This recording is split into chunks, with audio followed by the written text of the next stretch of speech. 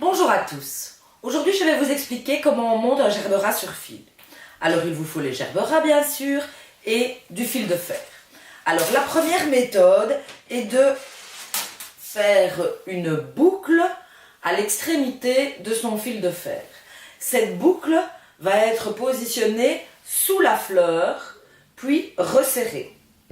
Après, pour les droitiers, vous allez maintenir toujours le gerbera et le fil de fer en faisant pivoter votre gerbera. C'est important de faire pivoter sa fleur en même temps que le fil pour ne pas la casser. La deuxième méthode est de prendre cette fois le fil de fer et aller piquer sous la fleur avec ce fil et rentrer bien entendu le fil de fer dans la chair. Pareil, vous allez maintenir avec votre main droite, si vous êtes droitière, le fil de fer et le gerbera pour le tourner tout autour. C'est très important de faire tourner et le gerbera et le fil.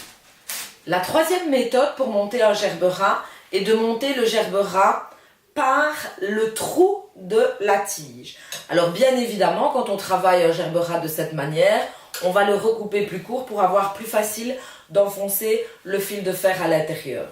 Si vous voulez par exemple réaliser une composition florale où vos gerberas devront être hauts et ressortir du montage, cette technique est assez sympa parce qu'on ne verra pas le fil de fer. Moi je préfère réaliser ce type de montage sur des gros gerberas parce que le trou est plus large. Alors la tige du gerbera est creuse, donc il est assez simple d'aller enfoncer le fil de fer dans la tige. Alors, pour y arriver, il faut simplement faire tourner tout doucement le gerbera dans votre main et de voir jusqu'à quel niveau votre fil veut bien monter. Quelle technique est-ce que je préfère?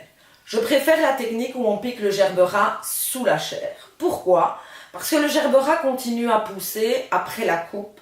Et en faisant cette boucle, vous risquez que quand votre gerbera continue à grandir, il se casse. Voilà, vous choisissez la technique que vous voulez. Bon travail et à très vite!